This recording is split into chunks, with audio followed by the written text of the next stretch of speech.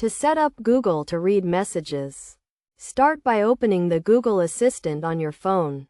The method for doing this varies depending on the device being used, so you may need to press and hold the power button, click the Assistant button, or swipe from the bottom of the screen. If you're unsure, a simple search can provide the specific steps for your device. After opening the Assistant, type "Read my messages" or simply say it. You will then be prompted to allow the Assistant to read messages, at which point a pop-up will appear. Open the pop-up and click on Settings. Then select Google from the list of options and change the permission to Allow. You will also need to allow notification access, which may come with a warning about possible risks.